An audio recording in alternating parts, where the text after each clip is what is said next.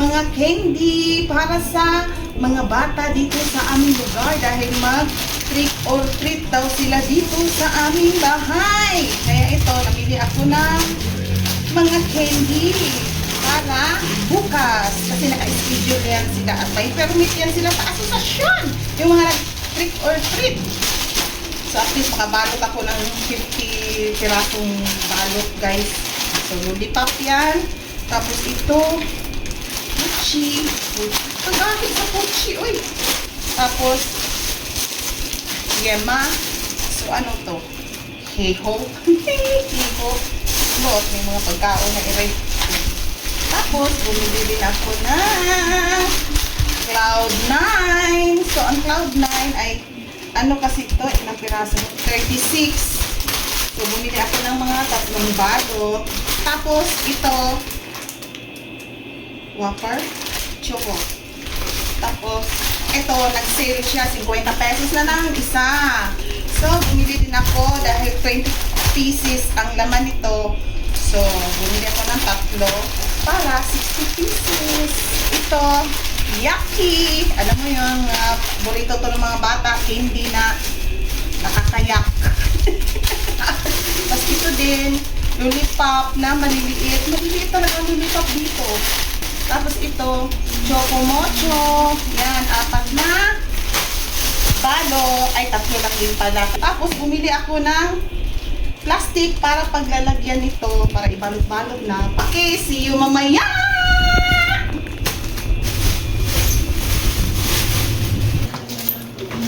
Okay, atin ang hati-hatiin para magkasyain.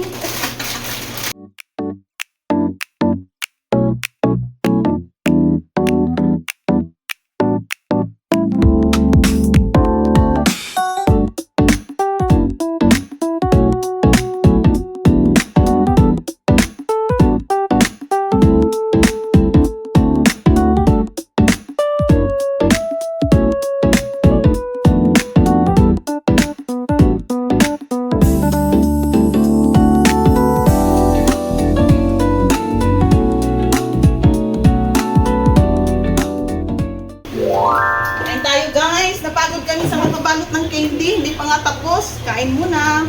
Alas 12 na. Hi guys! Eto na guys. Tapos na namin binalot. So ngayon, ilalagay ko dito sa eco bag. Para bukas, pag sa pinto, ay sa gate ako nakatayo, hihating ko lang ito. So bilangin ko ang aming nabalot. So ang aming nabalot ay 1, 2, 68. Uy! Sakto! 70! Wow! Okay, ito na siya guys. Ready na for tomorrow. Grabe. Ay! Bigat pala. Ayan, matutuwa na ang mga bata ngayon. Ngayon guys, ipakita ko sa inyo kung ano ang nilalaman na aming trick or treat na binalot. 2 Nissin Choco wafer. Tapos ito peanut na kulay, ano bang tawag diyan? Orange ba? Ay basta. Tapos ito green. Tapos 2 Choco Mocho. Tapos 2 Cloud9. Tapos 2 Yaki candy. Yaki yung maasim, sour. Tapos ito Yema candy and 2 mochi, tapos 2 lollipops para sa kasiyahan ng mga bata.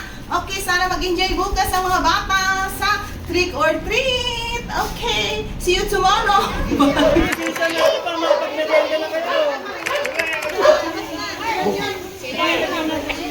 Ay, mga gamot bukas sa aking pang-tonsil.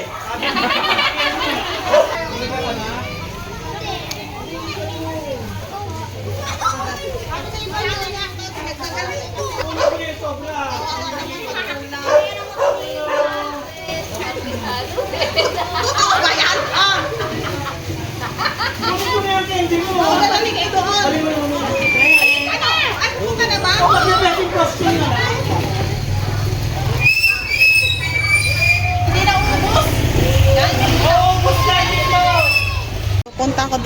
guys kasi may trick or treat. Happy Halloween.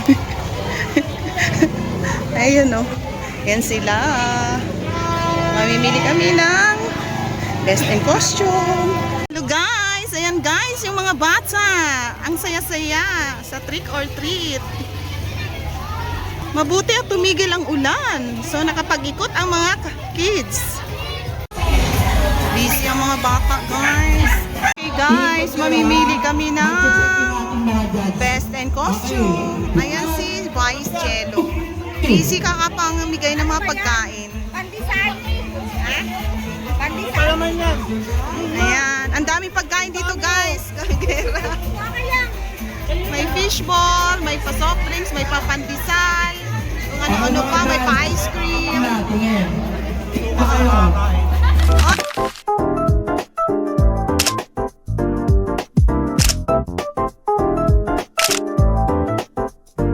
Yan guys, uwi na ako. Tapos na ang Halloween party. Grabe kainit guys. Pero okay naman, nasaya. Nasaya ang mga bata. May mga pa-candy, pa-prize. Kaya, masaya. Hi! Nagbablog ako. Uwian na! Hello guys! Galing na ako doon sa party, sa Halloween party. Ito, hindi naubos guys ang aking, ang aming binalot. 70 pieces itong ganito.